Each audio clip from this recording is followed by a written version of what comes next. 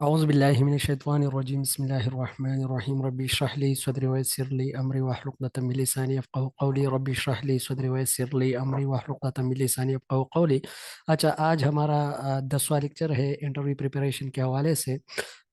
पिछले जो 9 लेक्चर्स है वो मैंने आप ऑलरेडी अपलोड किए हुए हैं मेरे चैनल एजुकेशनल डायरीज पे। तो ठीक है। अच्छा, आज का जो हमारा टॉपिक है वो है पेंशन। पेंशन क्या है?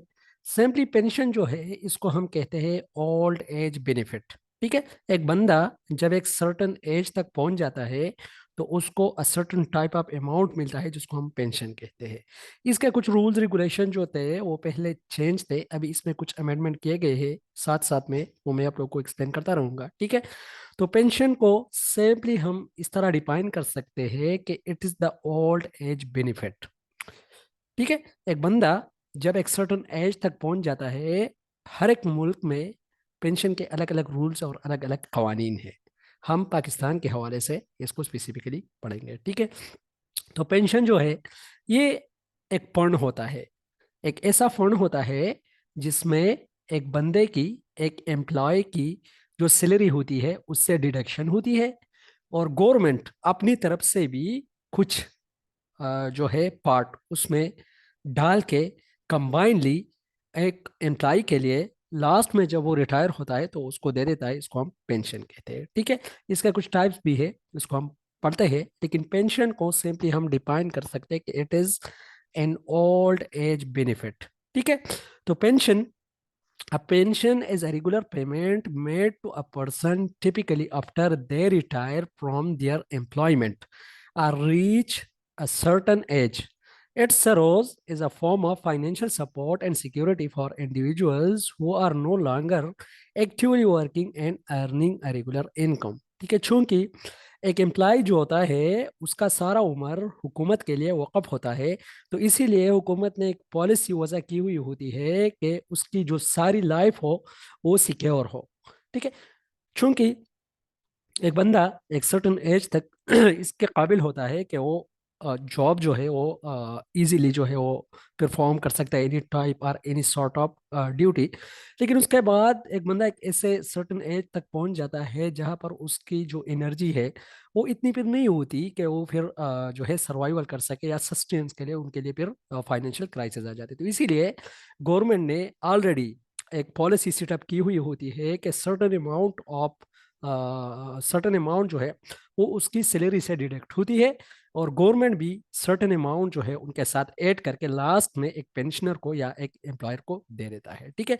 इसका कुछ टाइप्स है। टाइप्स कौन कौन से? एक है सुपर इनोवेशन। सुपर इनोवेशन को अगर हम देखें तो 60 साल, इसको हम 60 साल रिटायरमेंट भी कहते हैं। एक बंदा फॉर एग्जांपल 60 साल तक पहुंच जाता है, उसकी एज 60 साल तक पहुंच जाती है, और वो जो रिटायरमेंट लेता है तो उसको हम कहते हैं सुपर इनोवेशन। ठीक है।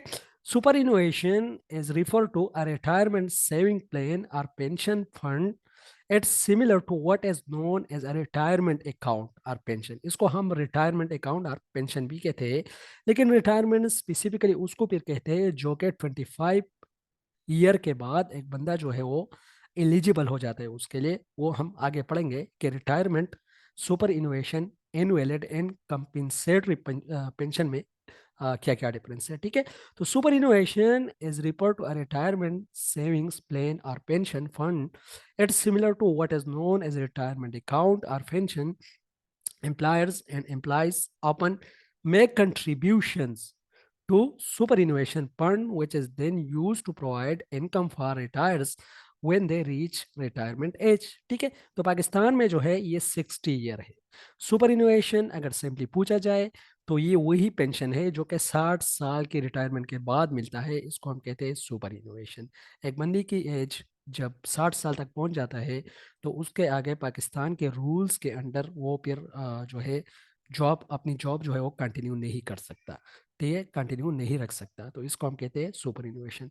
सेकंड जो है वो है एनुअल पेंशन।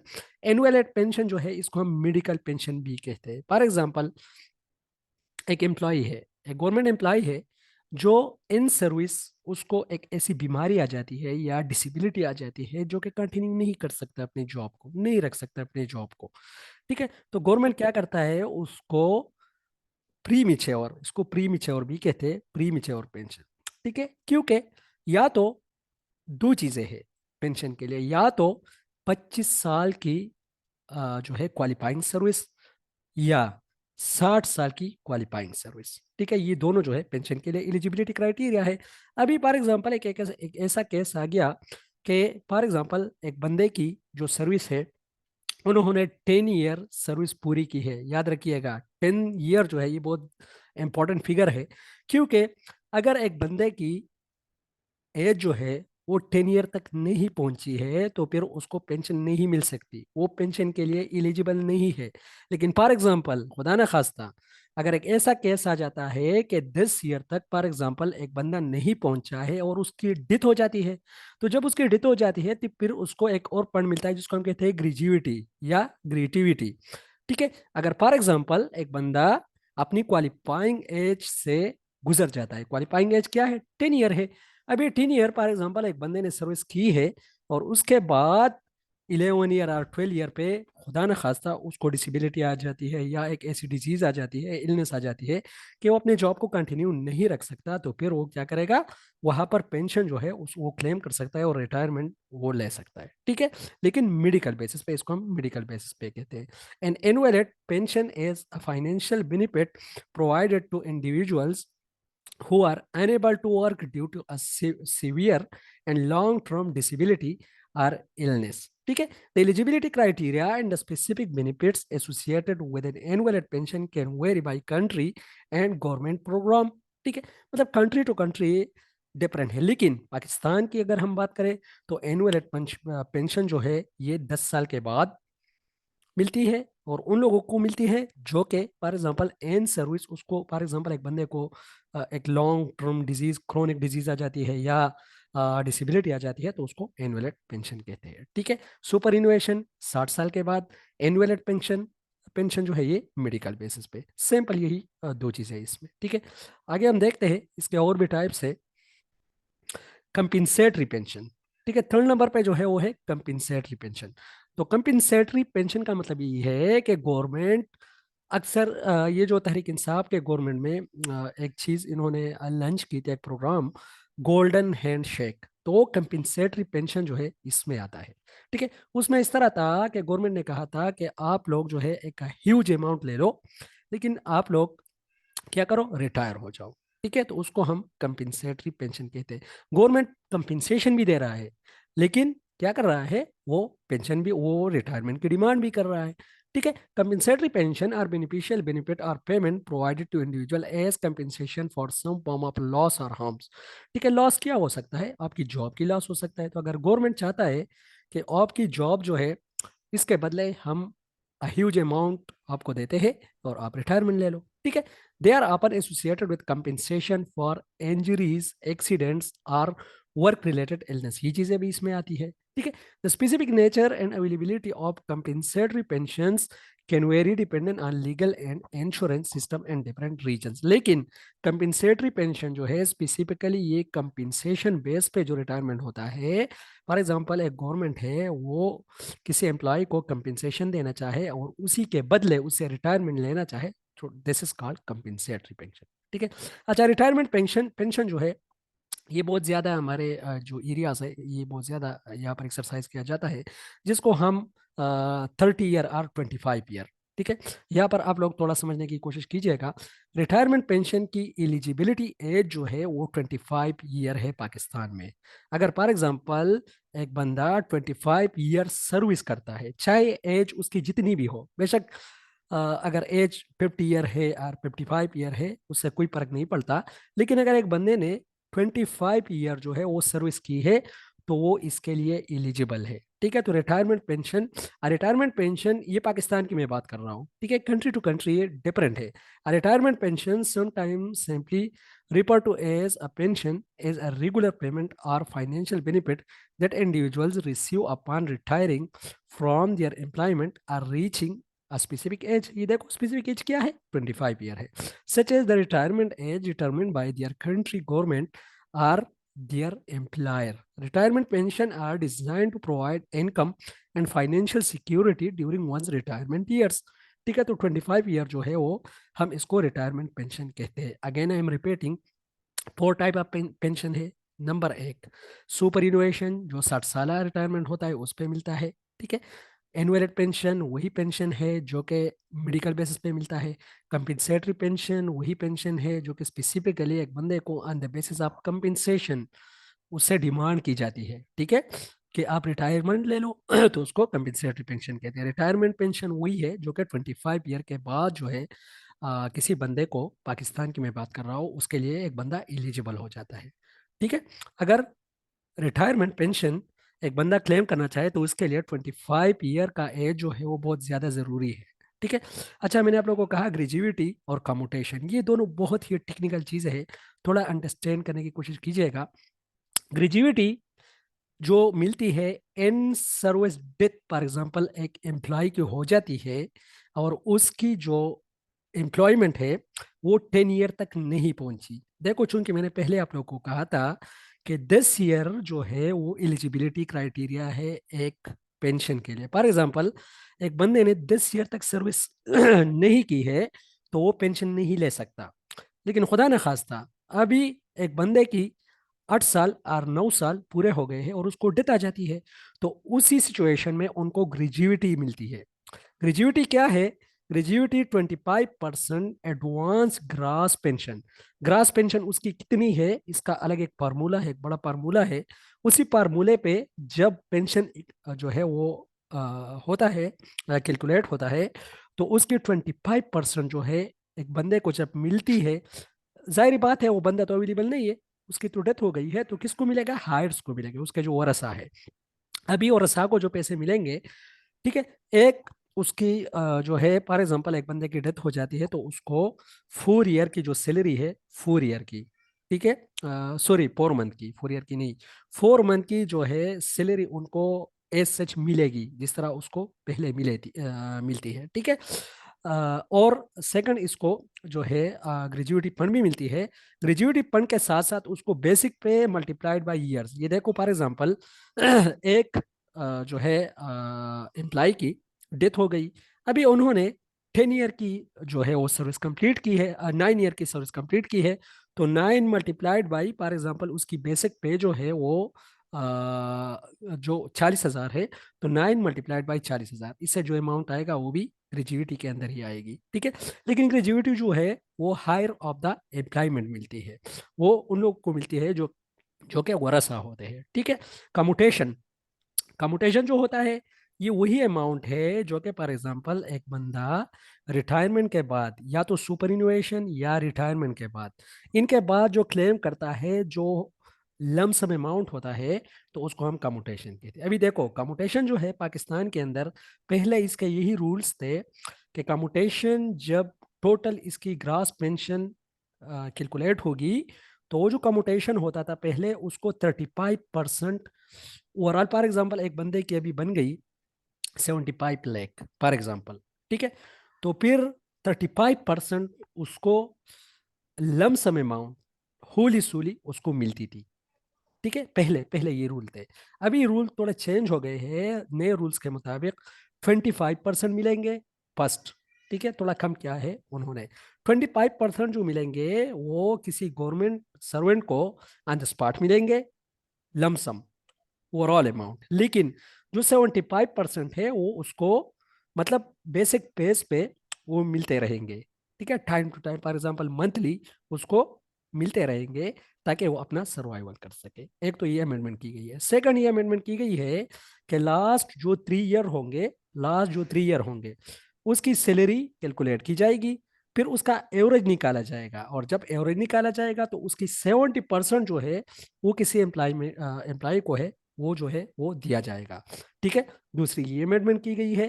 थर्ड अमेंडमेंट ये की गई है कि कम्यूटेशन पहले 35% पहले मिलती थी जो लमसम अमाउंट थी, और बाद में जो 65% है ये मंथली बेसिस पे मिलती थी, ठीक है। लेकिन अभी क्या किया गया है, अभी ये किया गया है, जो नए रूल्स है इसके मुताबिक ये किया गया है कि अभी 25% जो है वो कम्यूटेशन मिलेगी, और 25% के बाद जो 75% है वो मंथली जो है एक बंदे को, एक एम्प्लॉय को मिलती रहेगी। ठीक है, दिस इज कम्यूटेशन।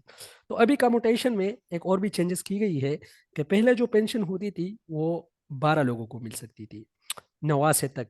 इवन जो है मतलब फॉर एग्जांपल एक बेटा है या बेटी है 21 ईयर का, या गैर शादीशुदा बेटी है, या 21 ईयर का बेटा है जो कि उसकी शादी अभी तक नहीं हुई है, तो उसको मतलब सर्टन एक थ्री टाइप एक चीज थी कि 12 लोगों को जो है वो मिल सकते हैं। लेकिन अभी जो है उसको थोड़ा कम किया गया है और 7 बंदों को जो है वो अभी मिल सकती है। एज सच एग्जैक्टली तो मुझे पता नहीं है कि कौन कौन उसमें शामिल है, आप लोग अगर पढ़ना चाहो तो उसको पढ़ लो। ठीक है, लेकिन कम्पुटेशन किसको मिलती है? कम्युटेशन 25 ईयर और 60 ईयर के बाद मिलती है। ग्रेजुएटी जो मिलती है वो डेथ पे मिलती है एक एम्प्लॉय को, और वो 10 ईयर की फॉर एग्जाम्पल सर्विस जिसकी कम हो तो उसको मिलते हैं। ठीक है, समझ लग गई? कोई क्वेश्चन, कोई कंफ्यूजन तो नहीं है यहाँ तक? सर ये जो, ये बस फिर कंटिन्यू रहेगी उस फैमिली के लिए? हाँ हाँ, कंटिन्यू ही रहेगी। ये तो मैंने आपको कहा कि अभी न्यू रूल के मुताबिक 25% फॉर एग्जाम्पल उसको मिल गई, 25% उसको मिल गई, उसको हम कम्यूटेशन कहते हैं। तो जो 75% है ये जी उसको थ्रू आउट मिलेगी। ठीक है। और लेकिन सर ये जो जी जी, कंपनसेटरी पेंशन है, ये इसको जबरी रिटायरमेंट कहते हैं? बिल्कुल ये बिल्कुल। यानी गवर्नमेंट इम्पोज करती है? बिल्कुल जो यानी गोल्डन हेड। इसमें और जी जी ये जी, रिटायरमेंट पेंशन में ये डिफरेंस है कि रिटायरमेंट पेंशन हम ले सकते हैं? बिल्कुल बिल्कुल। मैंने आपको कहा कि कंपनसेटरी पेंशन जो है ये पेंशन की एक ऐसी टाइप है जो फोर्सफुली है गवर्नमेंट। फॉर एग्जांपल जिस तरह गोल्डन हैंडशेक का जी फार्मूला आया था पीटीआई के गवर्नमेंट में कि आप लोग अ सर्टेन अमाउंट ले लो और आप लोग रिटायर हो जाओ। ठीक है, तो वो कंपनसेटरी पेंशन का ही एक एग्जांपल है। अच्छा, एक्सक्यूज मी सर। जी अच्छा, जी, ये कंपेंसेटरी पेंशन तब दी जाती है जब किसी पोस्ट को गवर्नमेंट एबॉलिश करती है या डिपार्टमेंट को वो, तब ये ऑप्शन दी जाती है क्या पेंशन पे चले। अच्छा अच्छा अच्छा, हेडमास्टर साहब, okay, thank you for your valuable input. जी वेलकम सर।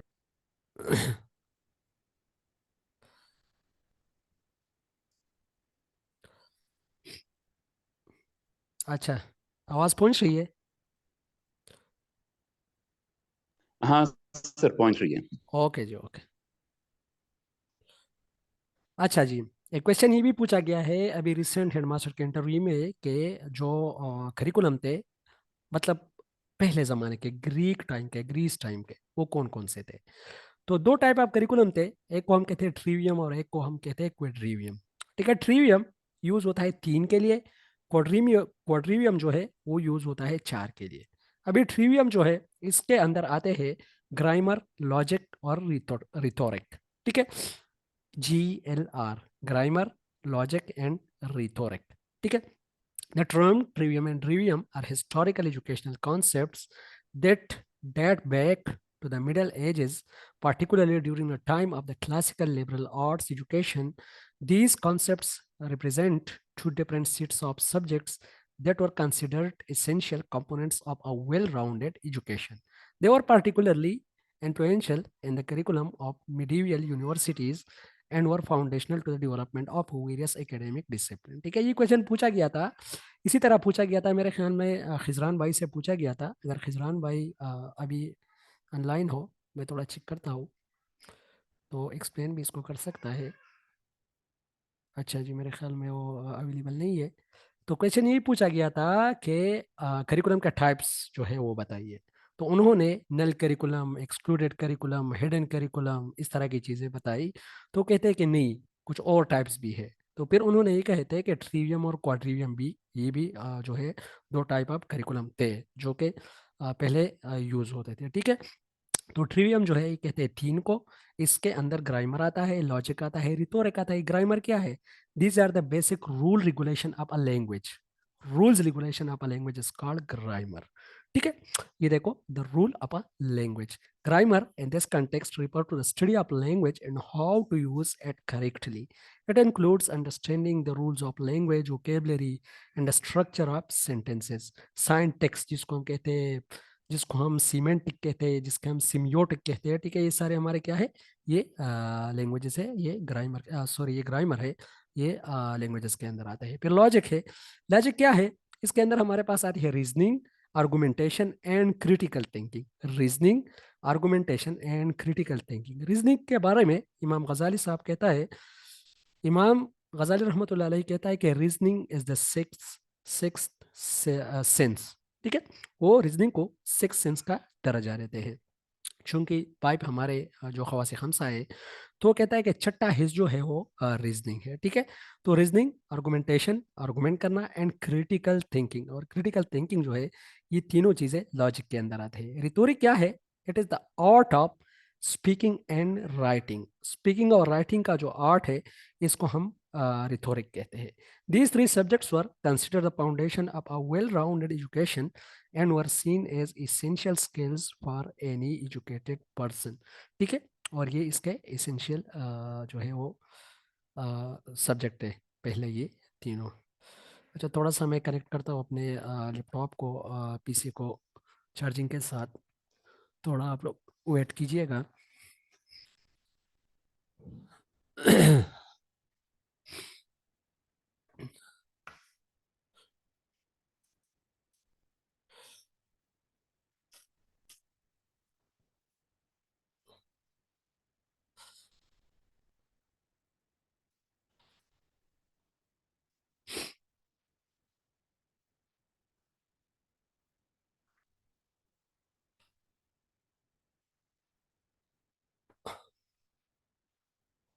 अच्छा जी, फिर है क्वाड्रिवियम। क्वाड्रिवियम के लिए आप लोग मग्गा का वर्ड भी यूज कर सकते हो।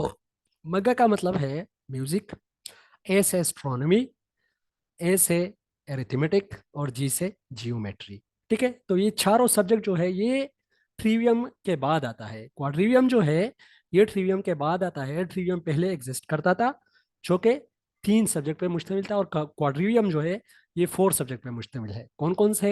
Arithmetic, geometry, music and astronomy.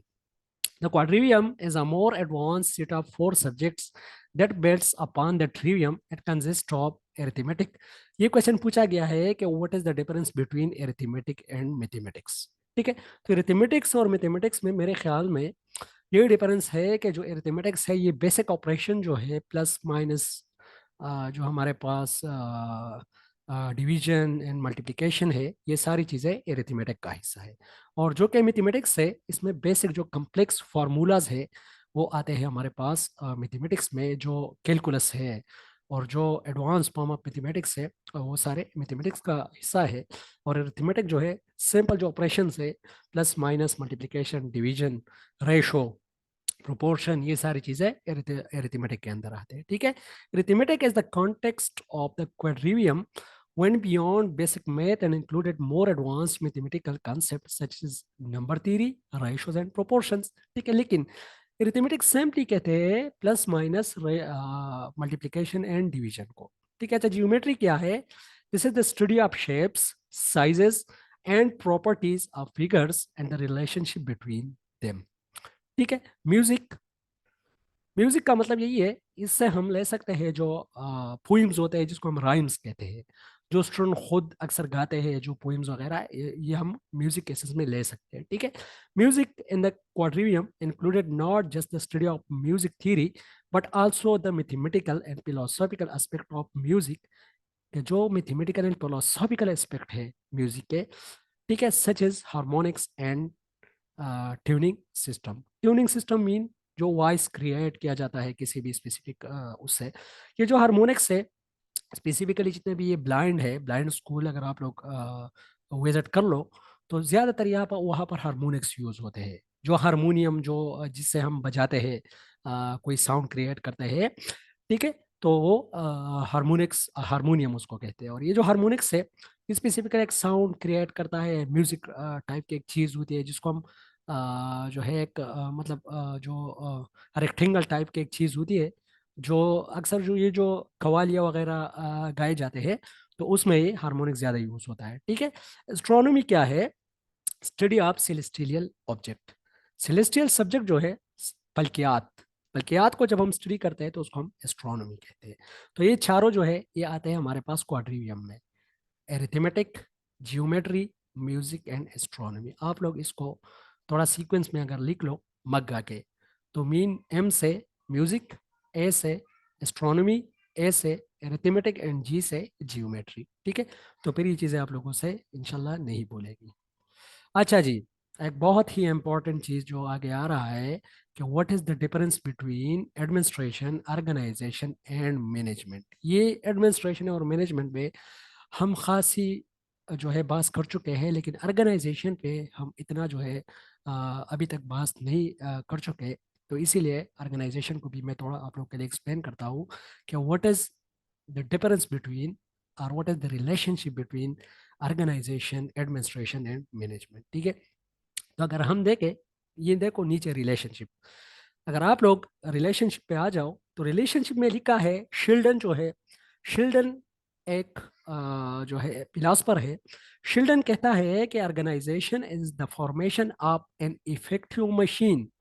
Organisation क्या प्रोवाइड करता है? मशीनरी प्रोवाइड करता है। Management of an effective executive, ये एक प्रोवर्ब है, एक कोट है। ठीक है। मैनेजमेंट जो है ये इफेक्टिव एग्जीक्यूटिव है।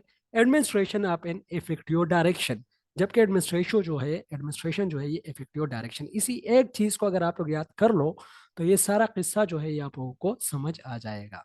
ठीक है। ये देखो, कहता है organisation is the effective machine, जो मशीनरी है वो ऑर्गेनाइजेशन है। Management is the effective executive, management जो है ये इफेक्टिव एग्जीक्यूटिव, इसका काम है एग्जीक्यूशन करना, इसका काम है प्रैक्टिकल एस्पेक्ट के साथ। ठीक है। इसका काम है टेक्निकल स्किल्स के साथ। इसका जो काम है वो थ्योरी को प्रैक्टिकल फॉर्म में चेंज करना, ऑर्ड में चेंज करना। This is management. Administration of an effective direction, administration क्या करेगा? ये डायरेक्शन देगा, ये रूल्स रेगुलेशन सेट करेगा, ये पॉलिसीज बनाएगा। Administration defines the goal, management and strives toward it. ठीक है। थोड़ा आगे हम जाते हैं। अगेन ऊपर आप लोग देख लो ऑर्गेनाइजेशन क्या है। किसी भी स्कूल के अंदर देखो 3 और 4 टाइप ऑफ रिसोर्सेज होते हैं। कौन कौन से रिसोर्सेज है? टेक्निकल रिसोर्सेज है, ह्यूमन रिसोर्सेज है, कंसेप्चुअल रिसोर्सेज है एंड फिजिकल रिसोर्सेज भी है। ठीक है। टेक्निकल रिसोर्सेज क्या है? वो रिसोर्सेज जिसके लिए स्पेशलाइज्ड नॉलेज और स्किल की जरूरत होती है। याद रखिएगा, technical resources are the resources for which there is a need of specialised skill and knowledge. ठीक है। तो जो स्पेशलाइज्ड नॉलेज और स्किल किसी भी रिसोर्सेज के लिए जरूरी है उसको हम कहते हैं टेक्निकल। ठीक है।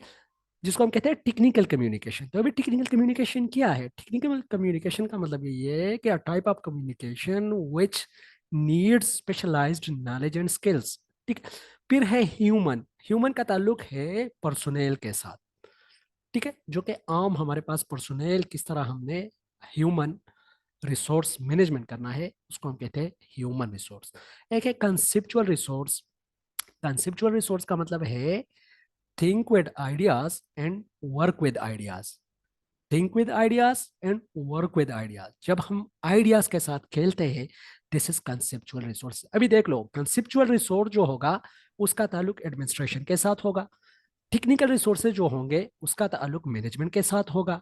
ह्यूमन रिसोर्स जो होंगे उसका ताल्लुक भी एडमिनिस्ट्रेशन के साथ ही होगा। लेकिन इन तीनों को जब हम बाइंड कर ले, तीनों को हम जब कंबाइन कर ले और उसको एक ऐसे पर्पस के लिए यूज कर ले जिससे हमारे ऑर्गेनाइजेशन का गोल अचीव हो जाए, तो इसको हम कहते हैं ऑर्गेनाइजेशन।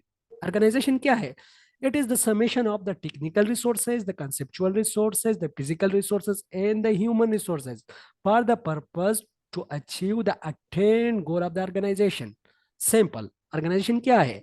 ये एक मजमुआ है technical resources, human resources, conceptual resources और फिजिकल रिसोर्सेज, जिसके जरिए हम जो ऑर्गेनाइजेशन का ऑब्जेक्टिव है वो अचीव कर ले। ये बहुत ही अच्छा डिफिनेशन है, क्योंकि स्कूल के अंदर जो ऑर्गेनाइजेशन है वो एक मशीनरी है, जिस तरह शेल्डन ने कहा।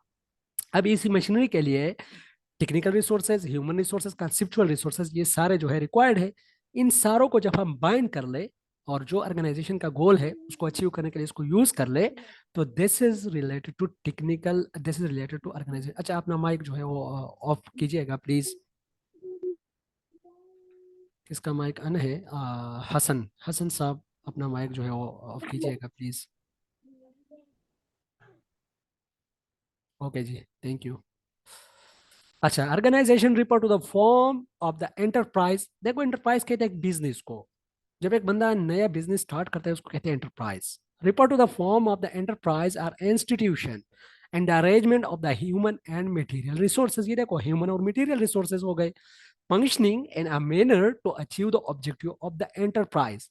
It represent two or more than two people respectively specializing in function। ये देखो, specializing in function का मतलब है टेक्निकल रिसोर्सेज, मतलब लोग होंगे उसके साथ टेक्निकलिटी होगी, टेक्निकल रिसोर्सेज होंगे of each performs working together towards a common goal as gone by formal rules of behavior।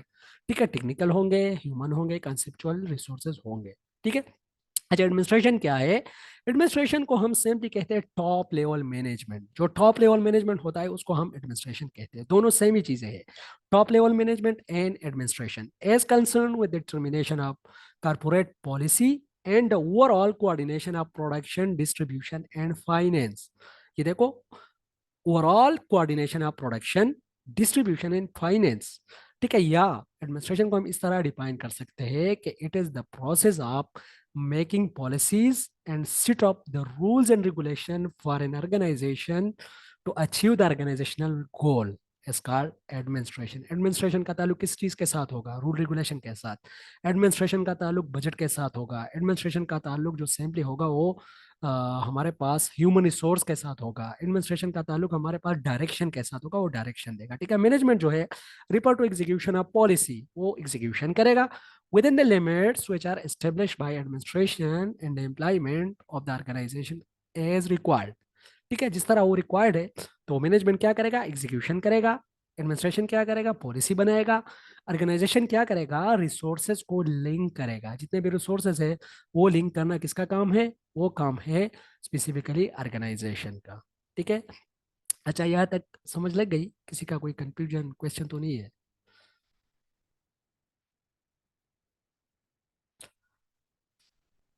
जी, आवाज़ मेरी पहुंच रही है? आतिक भाई, हसन भाई, मोहम्मद अहमद, मुश्ताक अहमद, सॉरी, उस्मान भाई, आवाज़ पहुंच रही है? Yes sir, clear. ओके जो, ओके। जहाँ पर आपके साथ कुछ एडिशनल इंफॉर्मेशन हो तो काइंडली शेयर कीजिएगा, क्योंकि आपके जो वेरिएबल इनपुट है वो बहुत ज़्यादा कीमती है। आप सेलेक्ट हुए भी हो लेकिन स्टिल आप में थर्स्ट है, आप सीखना चाहते हो, आप डिस्कस करना चाहते हो, आप शेयर करना चाहते हो, तो salute to you sir. Thank you sir, thank you sir, thank you so much. आपसे ही सीखा है सर, पेशन कम से कम आपसे लिए। Thank you sir. Okay, thank you, thank you. अच्छा जी, फिर जो है लेवल ऑफ मैनेजमेंट तीन है। एक है टॉप लेवल मैनेजमेंट, एक है मिडिल लेवल मैनेजमेंट, और एक है लोअर आर सुपरवाइजरी मैनेजमेंट। ठीक है। तो टॉप लेवल मैनेजमेंट जो है ये टाइप ऑफ एडमिनिस्ट्रेशन है। जिस तरह मैंने आप लोगों को कहा कि type level of top level of management जो है ये होता है हमारे पास एडमिनिस्ट्रेशन। ठीक है। इनका काम होता है टेक्निकल स्किल्स के साथ, जितनी भी टेक्निकल चीजें हैं वो इनको इन पे काम करता है। At the top management level, relatively few technical skills are utilized. The emphasis here is on planning and conceptual activities, and there is notably less effort original in relation to working with people to carry out specific activities। ये देखो, ये activities में involve नहीं होंगे। ये क्या करेंगे? ये कंसेप्चुअल एक्टिविटीज जो होंगे, स्पेसिफिकली जो आइडियाज होते हैं और टेक्निकल स्किल जो होते हैं वो प्रोवाइड करेंगे। बजट जो होगा वो ही प्रोवाइड करेंगे। ठीक है।